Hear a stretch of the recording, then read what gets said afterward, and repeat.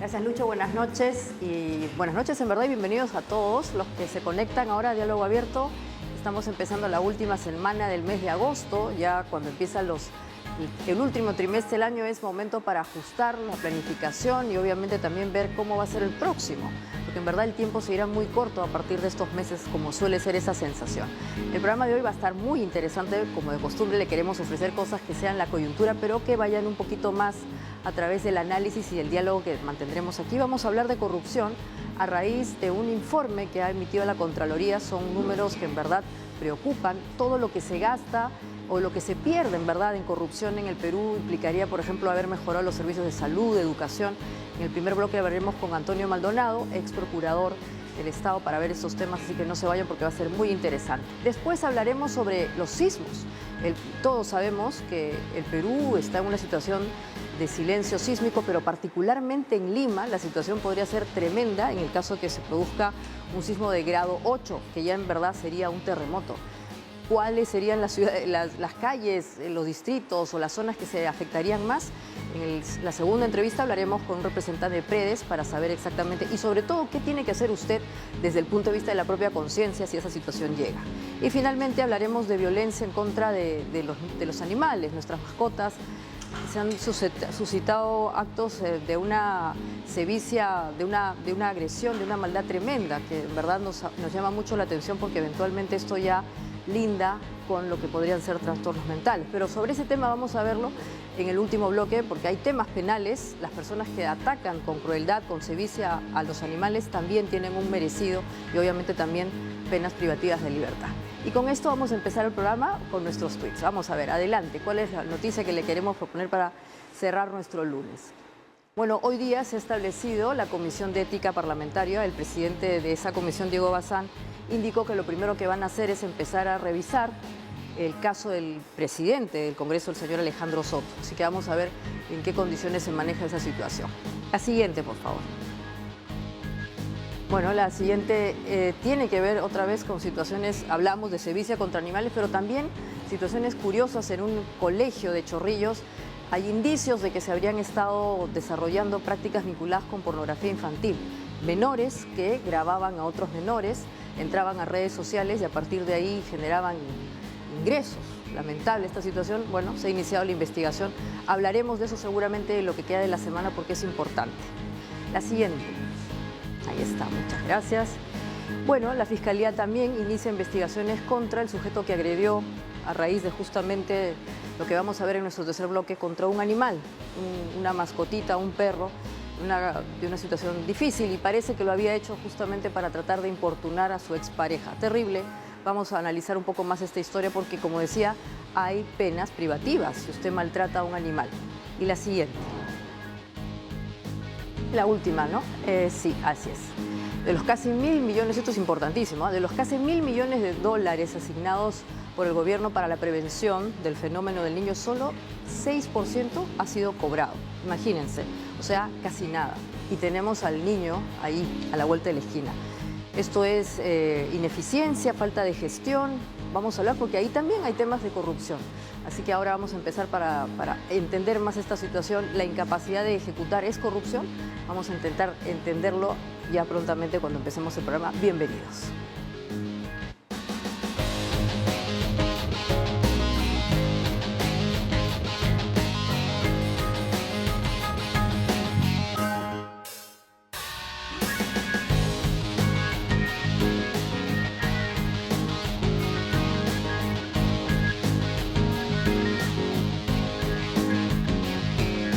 Ahora sí vamos a empezar nuestro programa y en el primer bloque queremos hablar con ustedes y con nuestro invitado, como decía el doctor Antonio Maldonado, ex procurador anticorrupción, justamente eso, la corrupción. Buenas noches, doctor Maldonado, y gracias por estar con nosotros. Buenas noches, señora Vizcarra. Gusto saludarla. Bueno, hemos visto este informe que habla de números muy relevantes y adicionalmente toda la investigación que se está haciendo en torno a, ya no son solamente el Club de la Construcción, sino también vinculados a la nueva autoridad, a la reconstrucción. ¿Qué podemos entender de esta situación? O sea, la corrupción es un fenómeno estructural en el caso del Perú, pero pareciese que las instituciones que luchan contra ella tampoco resultan eficientes. Parece que no terminan de redondearse la posibilidad de justamente proteger al propio sistema. Sí, la Contraloría General de la República nos presenta el índice de la corrupción e inconducta funcional 2022 y confirma informes que hizo previamente sobre la extensión de la corrupción, en particular el daño de la corrupción. Su enfoque es un enfoque dirigido a darnos cuenta de la extensión de la corrupción en los ámbitos regionales y locales, ya no solo del gobierno central. Y esto es lo interesante de este índice, porque nos presenta evidencia sólida, actual, me parece seria, sobre la extensión de la corrupción que dicho índice califica, o mejor dicho, el Contralor General en la presentación de este índice califica como un fenómeno de corrupción alto y muy alto en el Perú. Y el Contralor ha puesto el foco en un ámbito de la lucha contra la corrupción, como usted plantea en su pregunta, referido al tema de la sanción, de la necesidad de sanciones fuertes. Recientemente hemos visto una sentencia condenatoria importante a un ex congresista por el famoso fenómeno, entre comillas, de los mochasueldos, que es un caso de robo y de delincuencia de la peor especie de parte de este congresista y otros similares. Pero estos no son usualmente el tipo de sentencias que observamos en nuestro país. Entonces, el Contralor ha puesto mucho énfasis en el tema de la sanción, la importancia de sanciones fuertes, ejemplarizadoras, pero también, aunque no lo dice de esta manera, o por lo menos en su presentación en el comunicado de prensa, es necesario hablar de las medidas de prevención de la corrupción. Porque una vez que se produce el robo al patrimonio del Estado, ninguna sentencia condenatoria que imponga en consecuencia una reparación civil puede compensar esa pérdida. Ese es dinero perdido. Entonces, estos son algunos de los ámbitos, digamos, claro. Ahora, del problema. Los números que han mencionado usted y que están en este informe son importantes, ¿no? En el periodo del 2016 al 2023 son 600 millones que tendría justamente el costo de la corrupción. Pero adicionalmente cosas que llaman la atención, por ejemplo, ¿no? 69 millones han sido destinados a consultorías, siendo que los consultores ni siquiera estaban en el país. Obviamente dependerá de la consultoría, ¿no es cierto? Hay consultorías que se pueden hacer de manera remota, eventualmente, habría que ver caso por caso, pero llama la atención que eventualmente sean tan grandes, ¿no? Sí. Dentro de las instituciones del Estado, doctor Maldonado, hay también sistemas de control, ¿no es cierto? Hay oficinas que controlan la contratación. ¿Qué está pasando con esas oficinas? ¿A quién reportan? No, mire, básicamente esas oficinas de control funcionan en el papel. Es decir, en el Perú lo que funciona todos los días es la puerta giratoria. De esto tenemos ejemplos todos los días. O sea, gente que trabajaba en el Estado y sale para de alguna manera aprovechar esos vínculos y mantenerse. A eso nos referimos con la puerta giratoria. Claro, nos referimos al fenómeno en virtud del cual seguramente el Perú debe ser uno de los países que tiene esa capacidad intelectual extraordinaria que no tienen otros países. Personas que tienen esas habilidades casi de genios están un día en el Ministerio de Cultura, otro en el Interior, otro en el sistema penitenciario, etcétera. Es decir, y es fácilmente ubicable, incluso la universidad que predomina en ese tipo, o las universidades en las cuales predomina ese tipo de relaciones, son relaciones de amistad. Y esto funciona en el Perú de manera predominante. Otra fuente también de ingreso a la función pública es, bueno, el favor político, ¿no? Es decir, una campaña, quien acompañó patrióticamente al vencedor en el ámbito local, regional o nacional, bueno, pasa su cheque de cobro, ¿no? Por ese desempeño voluntario y desinteresado, ¿no? Una reciprocidad malentendida, ¿no? Bueno, no solo malentendida, sino, digamos, expresa un fenómeno mucho más grave. Y la tercera fuente es de aquellos que consideran que la historia les debe algo, ¿no? Entonces, hay una deuda que el país tiene con ellos, entonces reclaman ministerios, ¿no? Son nombrados ministros de Relaciones Exteriores, de Cultura, en fin. Digamos, yo creo que en el fondo la meritocracia en el país está destruida. Entonces, no tiene sentido hablar de sistemas de control respecto de algo que no existe. No o sea, existe. Simplemente Sin embargo, no existe. doctor Maldonado, el gobierno del expresidente Castillo emitió una norma de idoneidad, tratando de alguna manera de mejorar o tratar de buscar meritocracia, pero cuando uno revisa esa norma de idoneidad, lo que encuentra son situaciones mucho más complicadas, unas barreras que a veces evitan que justamente la gente que tiene la capacidad de ocupar tal o cual puesto no lo haga, se piden años de experiencia en cosas que a veces no se necesitan. ¿Cómo entonces perfilar o regular esta situación? Que haya meritocracia, pero que tampoco hayan unas elevadas condiciones que hace que justamente no hayan incentivos para ingresar. Sí, bueno, usted menciona un caso, hubo otro caso de otro expresidente que decidió que los sueldos de los funcionarios calificados eran excesivos y los bajó. Por supuesto, lo que no contó es que el propio mencionado expresidente recibía fondos, sí, no precisamente de su sueldo como presidente. Mire, en realidad, y esto no es nuevo, las normas en el Perú por sí solas no resuelven los problemas. Claro. Acá se requiere romper este círculo de impunidad y de gran corrupción, como lo señala el Contralor de la República, empezando con el ejemplo. Mire, usted citó al gobierno del presidente Castillo. De nada sirvieron cualquiera norma que se dio en dicho gobierno, mientras el propio presidente era el ejemplo más claro de su incumplimiento y vulneración. Entonces, el liderazgo acá es muy importante. Un liderazgo simple, sencillo, pero honesto y decente. Y eso es lo que no hay en el Perú hace muchos años. No lo hay, por lo menos, desde la recuperación de la democracia a la fecha. Claro, pero uno habla de liderazgo si parece poco, ¿no es cierto? Habría que tener medidas mucho más, digamos, efectivas. ¿Cómo se puede solucionar estos problemas que a veces, cuando uno menciona estos números, 600 millones, 69 millones, en verdad, ya casi no nos dice nada porque, como bien he indicado, es un problema estructural que cada año va aumentando? ¿Cuál debería ser, por ejemplo, en este gobierno la política anticorrupción para que de verdad sea eficiente, ¿no? O sea, si la idoneidad no funciona porque en verdad es una norma que desincentiva a gente capaz para que ingrese, pero al mismo tiempo tenemos este fenómeno particular de la puerta giratoria que nos ha mencionado, ¿cómo se desactiva la puerta giratoria? O sea, no tenemos una carrera pública, Servir debería ser mucho más potente. ¿Qué debería pasar con esas actividades? Servir fue una buena iniciativa, pero bueno, está languideciendo o ha desaparecido en estos momentos. ¿Qué hacer frente a este fenómeno? Yo creo que esa es una respuesta en el discurso muy fácil. Es decir, las medidas sobre qué hacer están ya diseñadas. Hay una política integral de lucha contra la corrupción. Hay una política y un plan de acción de lucha contra el lavado de activos.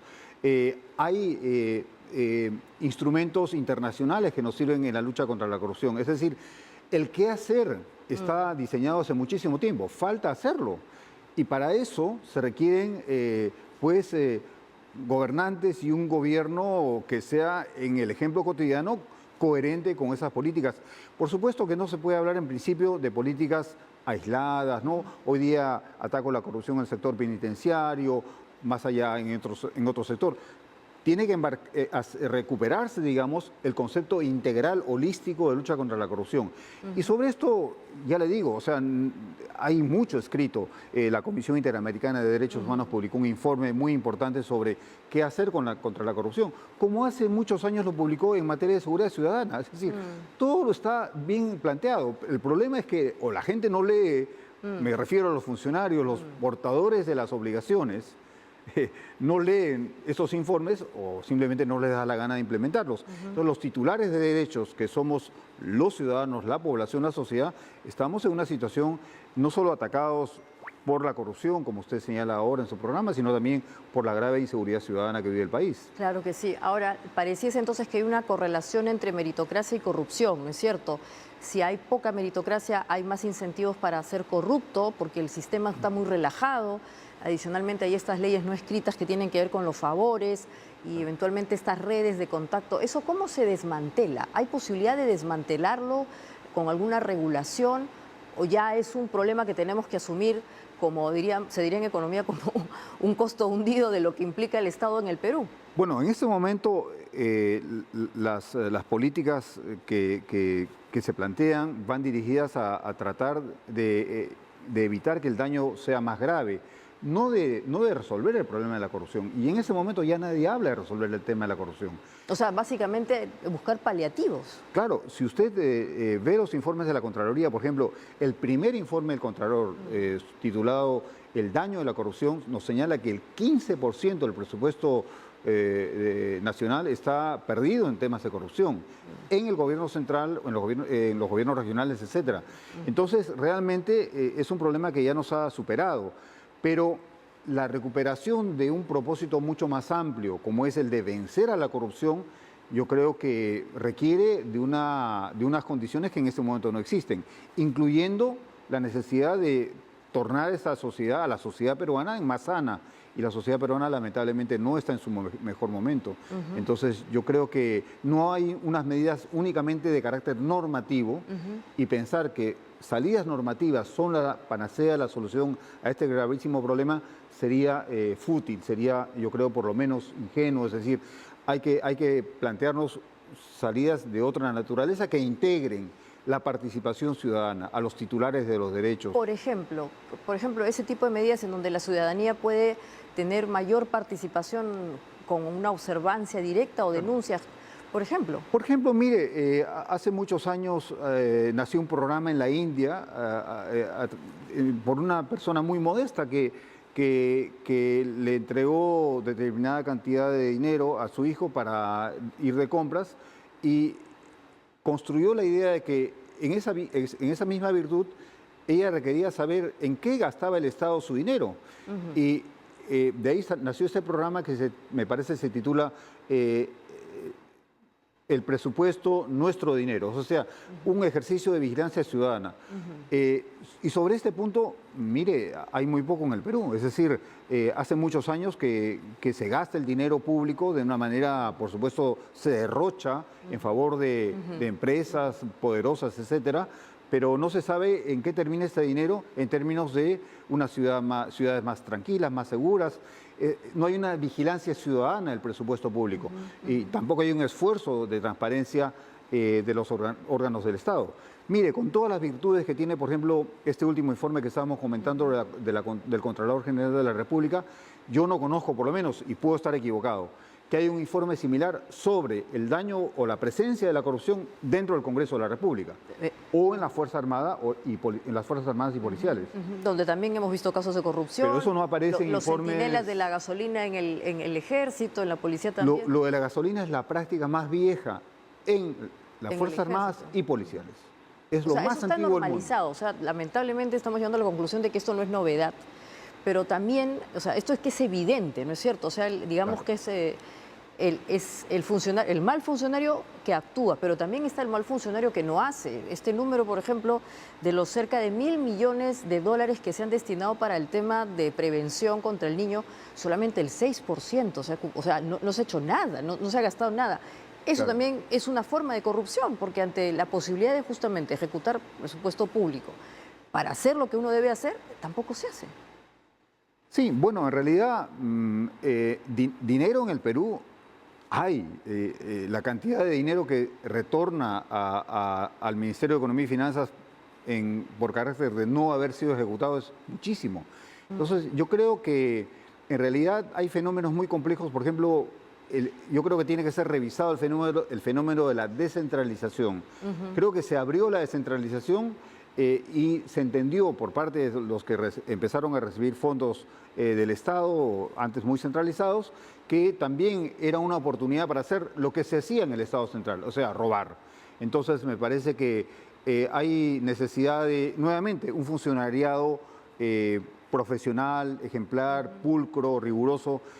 Servir es un buen marco de contención de esa corrupción, pero ya digo, o sea, no me parece que deban existir medidas aisladas. En el discurso del 28 de julio de la presidenta, ella señaló que la corrupción es un cáncer que corroe a todas las instituciones del Estado. Yo creo que hay que ser consistentes con ese diagnóstico y volver a las propuestas integrales, holísticas de lucha contra la corrupción y no solamente hacer, digamos, una política de reacción frente a los fenómenos que se nos presentan día a día. Claro, y como bien indicaba, fortalecer también al funcionario público, ¿no? Servir es una entidad que, como bien han indicado, está un poco dejada de lado o muy low profile, ¿no? O sea, con perfil bajo que últimamente no se pronuncia estas cosas. Sí, bueno, reitero, me parece que allí hay un grave problema. Creo que ese programa de gobierno democrático prácticamente o está neutralizado o ha desaparecido, hay que reactivarlo. Pero bueno, hay que empezar por algún lado y hay que tratar de acabar con estos pequeños fenómenos de la puerta giratoria, Que no son tan pequeños. claro, de la persona que cree que la historia le debe algo, que el país le debe algo, o el que espera un favor, una reciprocidad de pago mediante un nombramiento por su compromiso político en cierta campaña local, regional o nacional, ¿no? Exactamente. Bueno, le quiero agradecer muchísimo Mucho a gusto. usted, procurador, y más bien ahora vamos a ir, antes de ir al corte, con una noticia que hace poco se ha dado a conocer. Revocan el impedimento de salida para Nadine Heredia. La segunda sala penal de apelaciones del Poder Judicial declaró fundado el recurso de apelación presentado por la defensa de la ex primera dama, Nadine Heredia, y revocó la orden de impedimento de salida del país que regía sobre ella, dictada por el primer juzgado de investigación preparatoria el pasado 28 de junio del 22.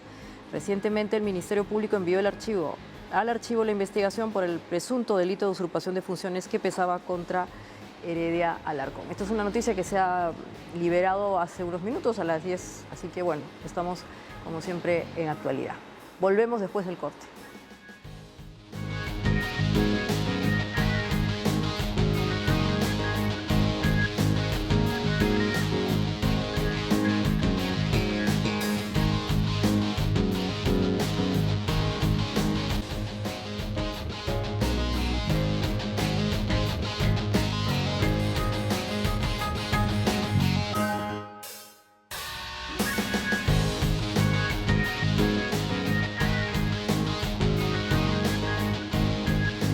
Vamos a hablar ahora del silencio sísmico que existe en el país, particularmente el que habría en Lima, y para eso estamos con el ingeniero Juvenal Medina. Él es miembro del Consejo Directivo de PREDES, que es este Centro de Estudios y Prevención de Desastres. Buenas noches, muchas gracias por estar con nosotros, ingeniero. Buenas noches, Maite, gracias por la invitación. Bueno, nunca es suficiente hablar de estos temas en un país como el Perú, que es sísmico, ¿no es cierto? Pero eventualmente nos olvidamos de esa condición, de esa situación, y pensamos que si Dios es peruano no nos va a pasar nada, pero no es verdad, ¿no es cierto? Si hubiese un sismo de grado 8, ¿qué pasaría, ingeniero? Las calles, yo me imagino un hecatombe, ¿no? Las calles de muchos distritos del Perú seguramente estarían inundadas porque las cañerías habrían explotado y tendríamos un mar de agua sucia por ahí dando vueltas. Las infecciones que se podrían dar ante esta situación serían enormes. Tendríamos no solamente a las personas heridas por el terremoto, sino también las personas que se enfermerían por las bacterias que empezarían a pulular. Eso es un escenario apocalíptico que no es una exageración, sino que tenemos que tener conciencia de que eso se podría dar así de dramático.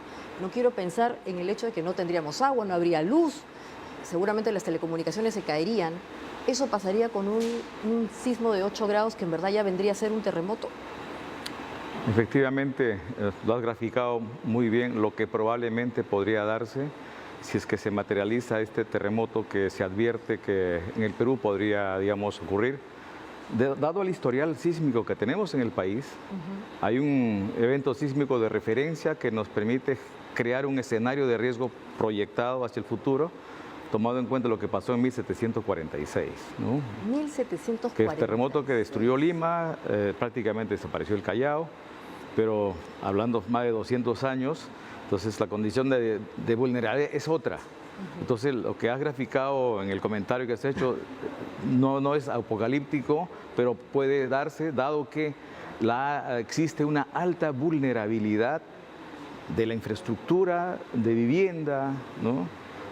Tanto por su calidad en la construcción, que carece en muchos casos del criterio de sismo resistencia, pero también por el estado de conservación, dada la antigüedad de muchos sectores, ¿no?, de la Lima antigua. Claro, y no solamente la Lima antigua, porque como bien ha indicado, ingeniero, en el Perú la autoconstrucción es una norma y probablemente con un sismo de 8 grados veríamos casas que se caen como naipes, ¿no? En cascada. Efectivamente, dada, digamos, esa fragilidad del territorio sobre el cual se asientan viviendas que también son muy frágiles debido a esta falta de pronto de una orientación técnica o por el proceso de autoconstrucción que gobierna el modo en cómo crecen las ciudades. Y no estamos hablando solo de Lima. Así todas las ciudades capitales del Perú experimentan el mismo modelo de crecimiento que es necesario ya corregir a partir de una planificación, de un ordenamiento del territorio para que las ciudades puedan ir, digamos, creciendo hacia los lugares y de la manera que sea más segura, porque el peligro lo tenemos. Los eventos que ocurren en el país, que ya nos causaron daño en el pasado, representan peligros importantes para el futuro, ¿no? Porque son eventos recurrentes. Claro. Los sismos, las lluvias intensas asociadas al fenómeno del Niño o como parte de la variabilidad climática, movimientos en masa, las bajas temperaturas en las zonas altoandinas. Es decir, tenemos una fenomenología bastante amplia y diversa que hace que el Perú sea un escenario de riesgo alto y muy dinámico y sobre todo creciente. Imagínese. Creciente porque la población va aumentando. Así es. Y crece en lugares bajo condiciones que no son nada seguras. Y además hay datos que en verdad alarman, ¿no? 11 millones de personas estarían susceptibles al efecto de los huaicos. Así es. Noruega tiene 5 millones de personas como población total. Uruguay, 4. 11 millones de personas es un país completo. Así es. O un país completo dentro del Perú podría quedar en situación totalmente vulnerable con los huaicos. ¿Y qué hacemos? Porque uno lo dice alegremente, pero un país, dentro de un país se podría ver afectado o eventualmente desaparecer. Y de pronto la cifra que señalas es corta si miramos la población expuesta a inundaciones. Tenemos como 24 millones de personas que podrían ver comprometida su seguridad ante el peligro de inundación porque tenemos asociadas a lluvias intensas como la que nos advierte probablemente tengamos ante la ocurrencia del Niño, ¿no? que se avecina. Pero también como parte de la misma variabilidad climática en la costa, en la sierra o en la selva, tenemos escenarios susceptibles a inundaciones. Pero a eso también, como bien han señalado, los escenarios susceptibles a huaicos son muchos porque tenemos una topografía, una morfología de un territorio de la cordillera de los Andes que crean escenarios muy susceptibles a que ocurran huaicos en la costa, en la sierra o en la selva. Ahora, siendo como es el Perú, un país maravilloso en tantos sentidos, pero que también tiene esta vulnerabilidad sísmica, como ciudadanos tendríamos que tener mayor capacidad de internalizar el riesgo en el que vivimos, ¿no es cierto? Porque vivimos en una situación de riesgo, eso hay que entenderlo. ¿Cómo hace Predes para tratar de acercarse a la ciudadanía? ¿Tiene contacto con los gobiernos locales o regionales? Porque de verdad no es exageración, hay que sensibilizarnos porque, como digo, de producirse esa situación sería realmente cataclísmica, ¿no? Así es. En el Perú es muy necesario, es fundamental que trabajemos el enfoque de la prevención, el enfoque de la gestión del riesgo, muy ligada a lo que es la gestión del desarrollo. Desde la misma planificación de actividades, de los proyectos de inversión, de crear un colegio, un centro de salud, una carretera, cualquier infraestructura que quisiéramos promover para generar desarrollo en el país, tiene que basarse en el análisis del riesgo, porque esa es nuestra realidad, no la podemos soslayar. Entonces, promover desarrollo en el país es un gran desafío y nosotros como institución PRES, que justamente estamos cumpliendo 40 años de existencia institucional este año, nació justamente fundamental el rol de Predes, ¿no? En el contexto del escenario del desastre ante el Niño que ocurrió en el año 83. PRES, un 1 de abril, se funda. Desde ese entonces viene trabajando ininterrumpidamente, trabajando más que todo con los gobiernos locales, con las poblaciones vulnerables, con los sectores vulnerables en las distintas partes del país. Y justamente, como bien ha señalado, hay que trabajar bastante en lo que es el conocimiento del riesgo, la sensibilización, no solamente de la población, es fundamental la sensibilización de autoridades, de funcionarios que tienen una responsabilidad de gobernar, de orientar, de promover desarrollo en un escenario de riesgo de desastres. Y también, como usted decía, no solamente las autoridades, sino también en verdad la ciudadanía en general. El boom inmobiliario en el Perú ha permitido la construcción de importantes edificios, vemos unidades habitacionales importantes, pero cuando uno ve que son más de 20 pisos, o en fin, uno se pregunta qué pasaría pues, en el caso de un sismo. Esas personas morirán allí, porque imagínense, bajar 20 pisos, 25 pisos, o sea, en esos casos, ¿cómo uno se puede proteger? ¿Qué deberíamos hacer en esos casos? Es fundamental la preparación. Primero entender que estamos en un territorio con alta sismicidad y eso nos invita a incorporar en nuestro modo de vida, en nuestros hábitos de vida, la seguridad. O sea, ¿no? tendríamos que internalizar eso, ¿no? O sea, Exacto. tendríamos que tener una vía rápida para salir, eventualmente si vivimos en un piso tal o cual, buscar una vía, ponerse de acuerdo todos los propietarios o los vecinos para tratar de tener una lógica de escapatoria rápida, porque ¿No? la gente puede morirse en cualquier situación. Así es fundamental. Por el pánico. Exactamente, conocer el lugar donde uno habita, conocer el lugar donde uno trabaja, a donde frecuentemente se desplaza, para que podamos identificar aquellas zonas que pueden ser seguras, diferenciándolas de aquellas zonas vulnerables. Entonces es fundamental esto, pero también los códigos de conducta, las normas de conducta ante una situación de crisis es fundamental, y para ello justamente se hacen los simulacros para ir ensayando, ¿no?, cómo actuar cuando se da el evento realmente. ¿Y qué tal van los simulacros, ingeniero? O sea, ¿la gente se lo toma en serio? ¿No se lo toma en serio? ¿Hay algún tipo de retroalimentación de lo que se logra en los simulacros? ¿Ustedes logran medir cómo se va desarrollando el simulacro, si bien o mal? Bueno, como sabe, en el Perú tenemos distintos escenarios. Nosotros trabajamos mayormente estos ejercicios en los barrios donde estamos trabajando nuestros proyectos. En este caso, en las zonas urbanas de Comas, digamos, de Puente Piedra, Los Olivos, San Juan de Miraflores, Villa El Salvador, Villa María del Triunfo, que son distritos altamente vulnerables de Lima y donde estamos justamente desarrollando estos trabajos, estos proyectos que incluyen una serie de, digamos, orientaciones técnicas a la población para poder mejorar su seguridad, mejorar su conducta, mejorar su práctica, para que cuando ocurra una situación de crisis estén en mejores condiciones para tener una respuesta más efectiva. Entonces, hay un trabajo permanente y de alguna manera también involucrando al gobierno local, que es el responsable principal de ordenar y planificar las actividades en su territorio, creando comités comunitarios, brigadas comunitarias, que ellas van a ser esenciales cuando se da una situación de crisis, porque la capacidad de respuesta de la población es esencial, porque cuando ocurre una emergencia, la asistencia que va a, digamos, dar un equipo de primera respuesta, digamos, constituida por bomberos, policías o el equipo de defensa civil, muchas veces va a tardar tiempo. Así es. Entonces es fundamental que la población tenga un nivel de preparación, y esa es la labor que venimos trabajando en estos 40 años que vamos desarrollando en el país. Y justamente este día jueves tenemos una jornada, un evento, un foro internacional que busca justamente generar un espacio de reflexión, un espacio que podamos analizar cómo estamos avanzando en este tema de la gestión del riesgo de desastres, en la adaptación al cambio climático, que también es esencial en el país, ¿no?, para poder ver cómo vamos creando condiciones seguras en la medida que vamos avanzando. Entonces, en el Perú tenemos un sistema nacional desde el 2011. Pero necesitamos ver cómo estamos trabajando, qué acciones correctivas hay que impulsar para que tengamos una mejor capacidad de respuesta. Entonces, en este evento vamos a compartir esa reflexión con la academia, con los investigadores, con los responsables. ¿Es un foro abierto? Es un foro, digamos, que se va a transmitir por Facebook Live y también por Zoom, pero el evento se va a desarrollar en el Hotel José Antonio Deluxe, donde vamos a tener expositores internacionales para analizar el contexto, el marco de referencia internacional, pero también vamos a tener ponentes y un diálogo con los responsables nacionales.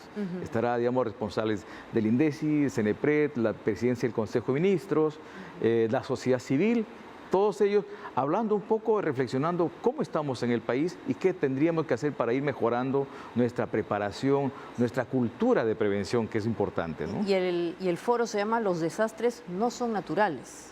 Así es. Seguramente el desastre aparece como consecuencia de algún fenómeno.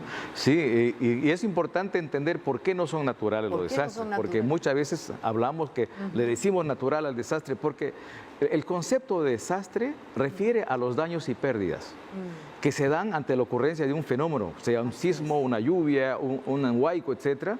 Pero esos daños se registran mayormente por la vulnerabilidad.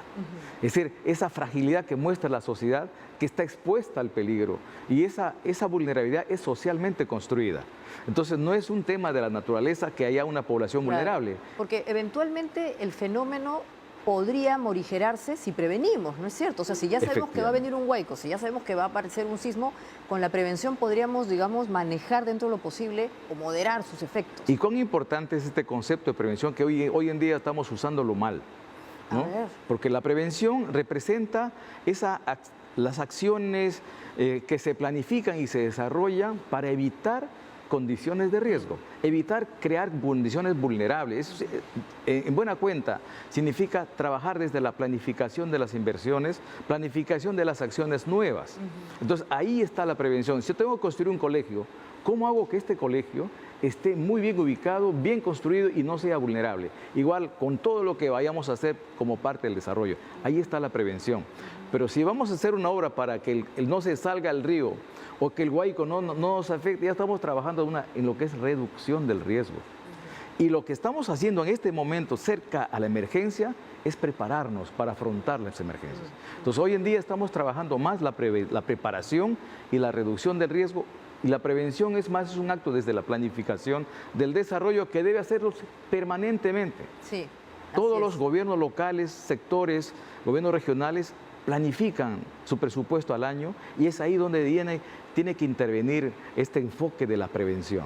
Claro que sí. Ingeniero, para terminar, usted nos ha traído aquí material que ya he revisado, es muy interesante. Todas estas cosas que están en físico las podemos encontrar en internet.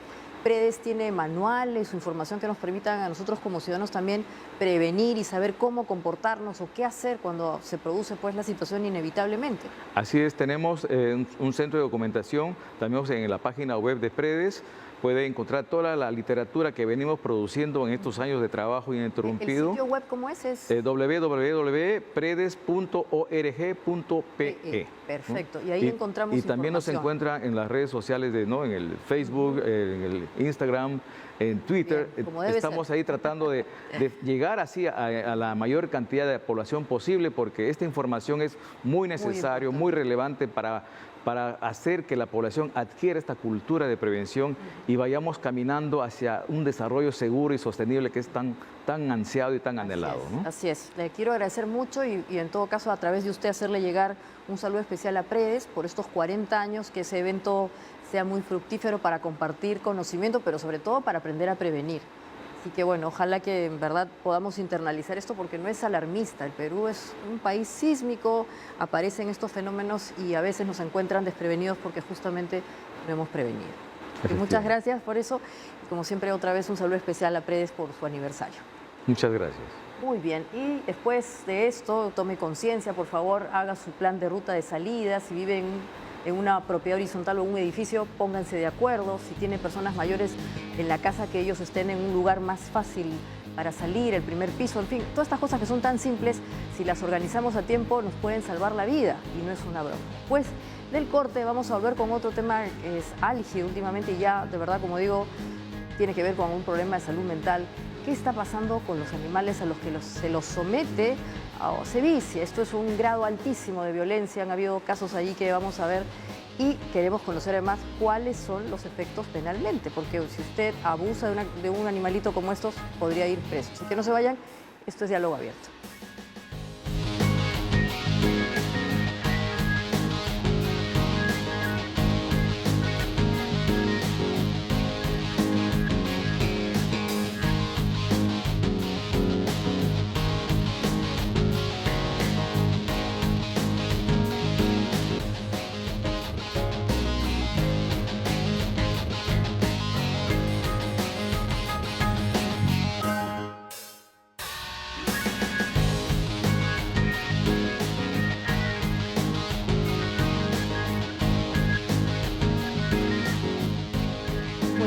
Y seguramente usted se ha enterado, se ha informado a través de las redes sociales justamente en una situación de muchísima crueldad contra un animal, en este caso contra un perrito que fue no solamente maltratado, yo creo que ha sido en verdad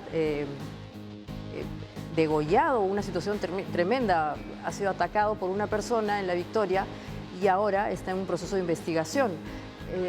Cuando uno comete actos de tanta crueldad con los animales, también tiene una pena, porque evidentemente tenemos que entender que los animales son seres que están con nosotros y que tienen también la posibilidad de tener una vida y a la que tenemos que proteger.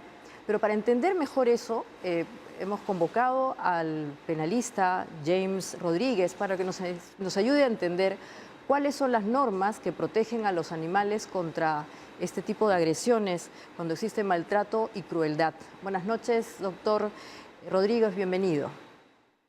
Muy buenas noches, Maite. Como siempre, es un gusto estar con ustedes, a sus órdenes. Claro, uno piensa y dice, en pleno siglo XXI hay tantas cosas que uno tiene que proteger, pero también protegemos a los animales. La normativa que existe en el Perú habla de protegerlos de situaciones extremas, como puede ser el maltrato o eventualmente la crueldad. ¿De qué tipo de normas estamos hablando para que nos podamos informar mejor?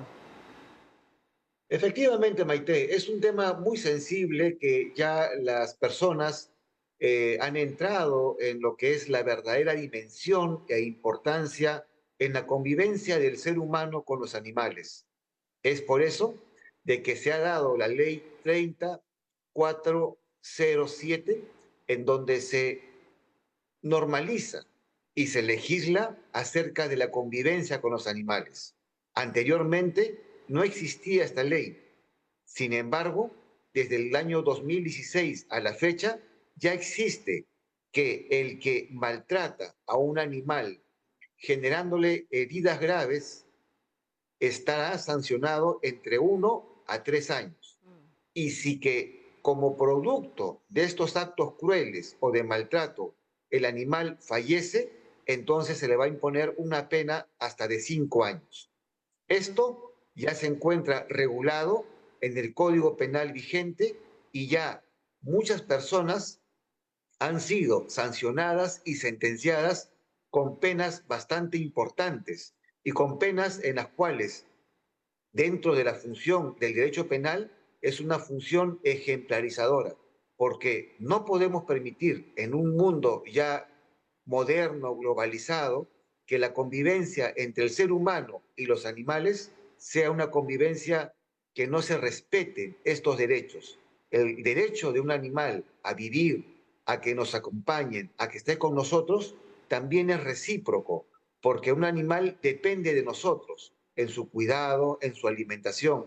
Y no es posible que existan personas que los maltraten de una forma cruel, como ha pasado, por ejemplo, el día de hoy, en donde una persona, por un tema de despecho, agarró a un animal de su pareja y le ha clavado varias puñaladas, generándole una situación muy grave al animal. Felizmente, este sujeto o este indeseable ya fue detenido y está siendo procesado en fragancia. Exactamente, y cuando escuchamos esto u otro tipo de situaciones de extrema crueldad, nos ponemos a pensar en qué tipo de sociedad estamos viviendo, ¿no? Hace poco veíamos en las noticias internacionales que en Noruega, y nos puede parecer hasta inocente, condecoraban a un pingüino, a un animal. Pero digamos que en esas sociedades en donde ya casi todos los problemas se han solucionado, es normal, o digamos, camino al desarrollo también respetar la vida de otros seres con los cuales, como usted ha indicado, también vivimos. Y por contra, en un país como el Perú, vemos situaciones en donde incluso a los animales se los ultraja sexualmente. O sea, esto ya pues es una cosa que hasta mencionarlo parece indeseable, ¿no? Pero además además de las penas privativas que nos han mencionado, doctor, ¿qué otras circunstancias que debemos considerar para justamente proteger? Si ya no es nuestro animal, el animal que estamos viendo que puede ser víctima de sevicia, ¿qué podríamos hacer nosotros como ciudadanos? Bien, es importante generar una cultura de conciencia. Hace algunos meses, recuerdo, de que un animal exactamente un can, había sido arrojado del tercer piso de un domicilio y que producto de este arrojo hacia el vacío, pues el animal fallece, ¿no? Y este sujeto fue sentenciado a una pena efectiva por la crueldad demostrada. Considero, Maite, de que en el derecho penal, es decir, en la función del derecho, este se va evolucionando de acuerdo a las necesidades y de acuerdo a la vivencia actual. Anteriormente no se encontraba legislado el derecho a los animales, el cuidado, el no maltrato. Ya con la actividad normal de las personas y con el desarrollo social, ya los animales ya prácticamente ya son parte de nuestro hogar, parte de nuestra convivencia diaria.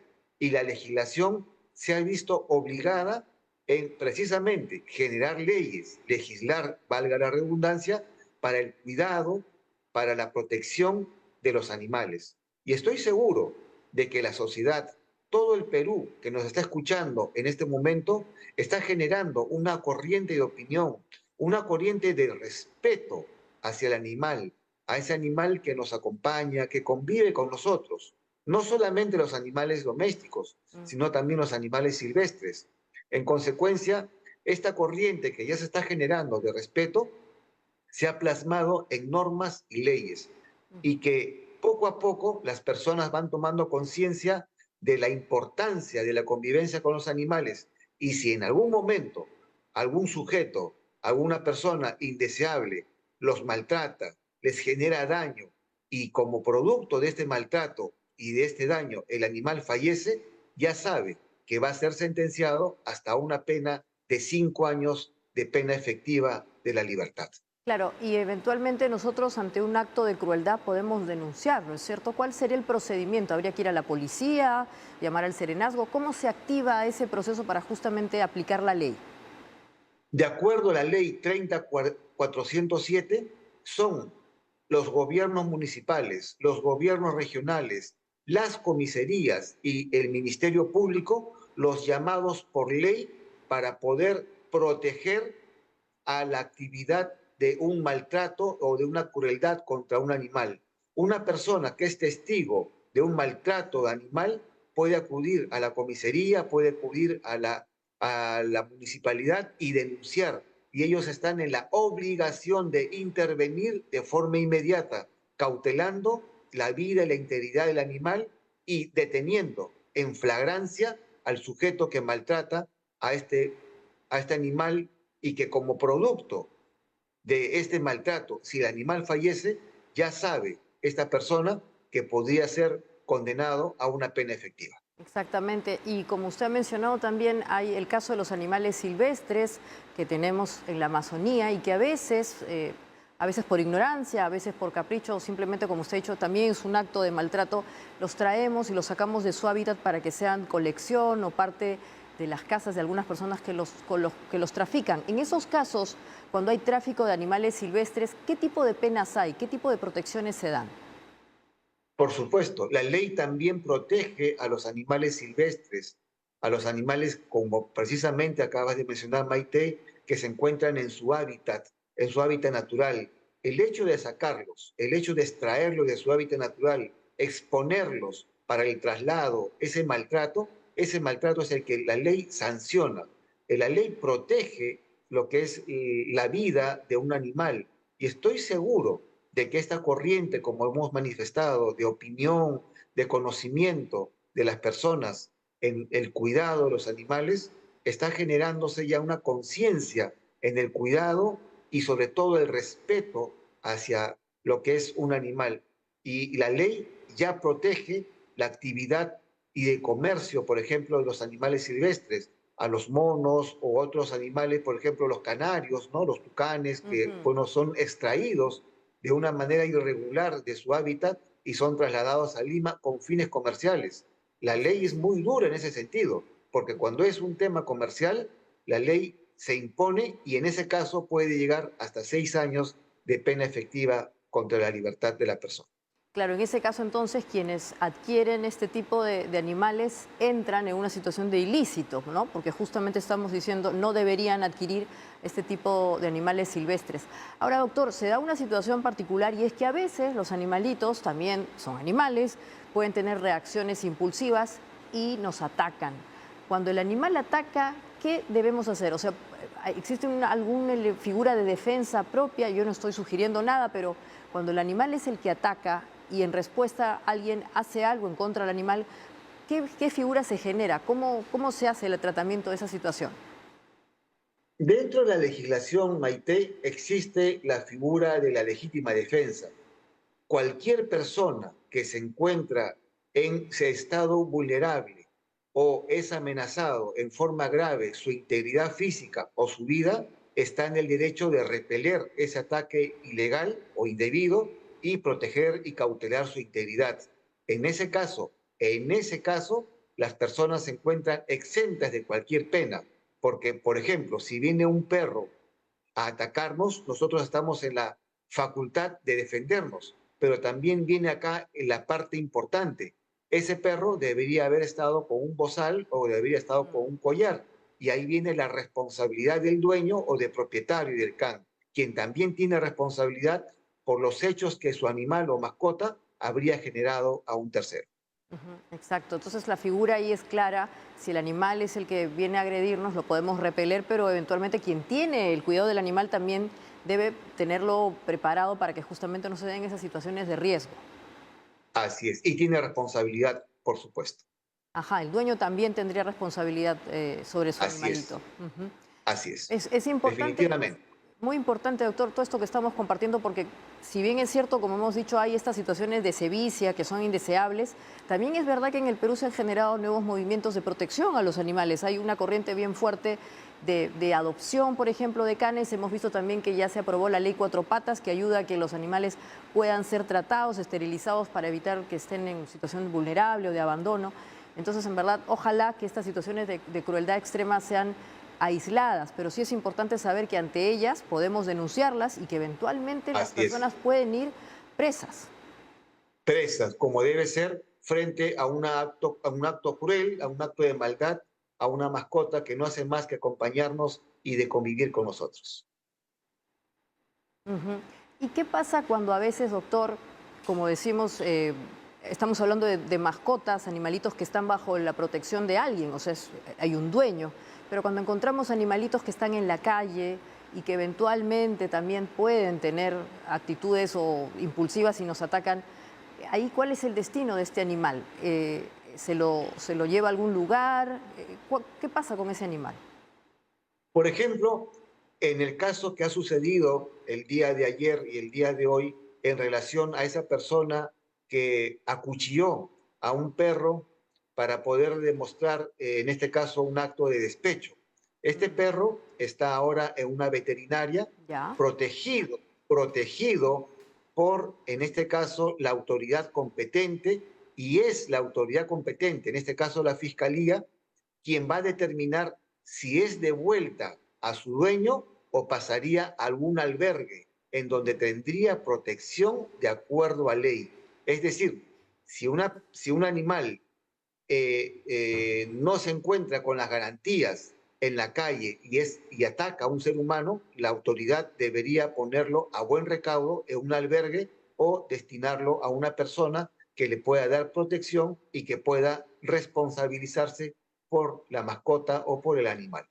Y hoy día los municipios, los gobiernos locales están de alguna manera, deberían estar preparados porque cae dentro de sus funciones también tener este tipo de lugares. Ya está legislado dentro de sus funciones y dentro de sus responsabilidades administrativas.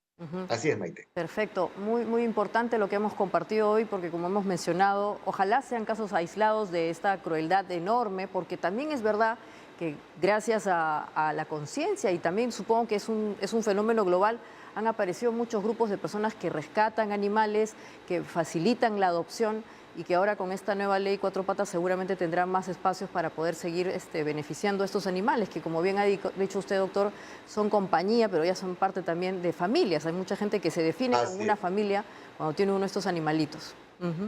Así es un integrante más de nuestra familia. Muchas gracias, como siempre, por estar con nosotros y aclararnos estas dudas, y será hasta otra ocasión. Como siempre, a sus órdenes, y un saludo a través de ustedes a todo el país. Muy buenas noches. Buenas noches, doctor. Y bueno, así estamos llegando al final del programa. Como siempre, compartimos con ustedes cosas interesantes, notas positivas o eventualmente que nos llenan de orgullo. Algo ha pasado en Cajamarca. Allí un grupo de arqueólogos ha encontrado estos restos que pertenecerían a un líder religioso, uno de los primeros líderes religiosos de los Andes. Estamos en Pacopampa y allí arqueólogos peruanos y japoneses han descubierto esta tumba que obviamente abrió otro capítulo para justamente encontrar esa historia que todavía no terminamos de escribir bien. El Perú es maravilloso, pero no solamente por lo que tenemos hoy, sino por este pasado que se va abriendo de a pocos con la labor de arqueólogos como el que estamos viendo ahí. ¿Qué nos va a decir Pacopampa después? Es algo que seguramente iremos descubriendo con la labor de estos arqueólogos peruanos y japoneses. Bueno, hemos llegado al final del programa de esta semana que está empezando, así que los invito a que mañana nos acompañen, como siempre en Diálogo Abierto, y que obviamente también compartan este programa por sus redes sociales, estamos en YouTube. Y si le gusta, como siempre, un like. Hasta mañana.